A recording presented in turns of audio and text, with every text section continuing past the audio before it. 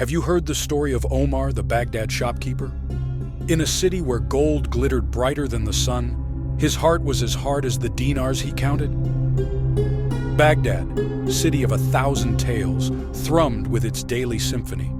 Amidst the hawkers' calls and the scent of spices, Omar the shopkeeper was a spider at the center of his intricate web.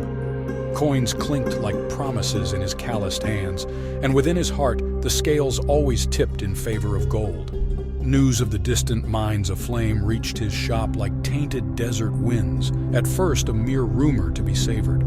After all, where others saw misfortune, Omar saw opportunity, but the rumors refused to die. Each caravan that arrived brought a fresh wave of ashen-faced survivors, their eyes mirroring the devastation that had consumed their livelihoods. This relentless tide of misery began to erode the edges of Omar's carefully constructed indifference. And then came Zaid, not as a beggar, but as an embodiment of the city's suffering, his voice a harsh whisper against the bustling bazaar. Your coffers grow heavier, Omar, while Baghdad's bones turn to dust. Is your wealth worth the price of your neighbor's ruin? The words pierced through Omar's usual armor of self-interest, leaving tiny cracks of unease in their wake. Sleep became a stranger as his dreams took on a nightmarish quality.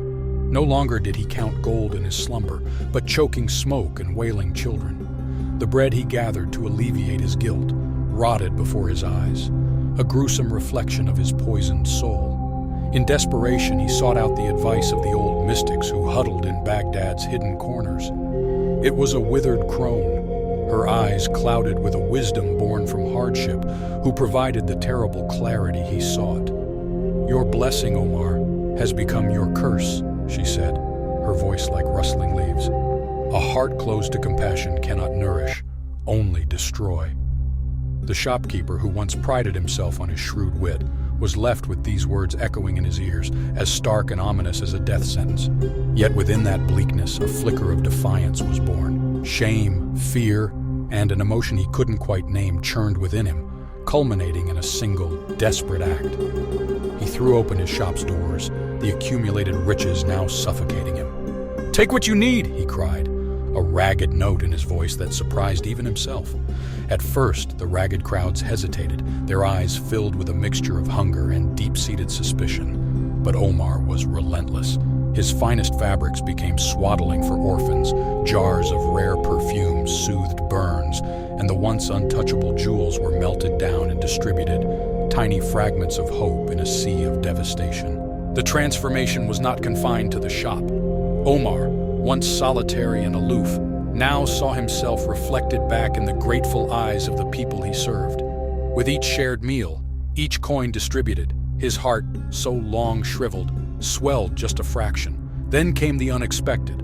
A wealthy spice trader, ashamed by Omar's example, offered a small fortune. A baker who had seen better days arrived with baskets of warm loaves, refusing payment with a knowing nod. From a single spark, a wildfire of generosity spread. Omar's shop was no longer his fortress, but the beating heart of Baghdad's recovery. People who had once averted their eyes now met his gaze, drawn to this unlikely beacon of hope. Of course, scars remained on Baghdad's proud face, and Omar himself still had his troubled nights.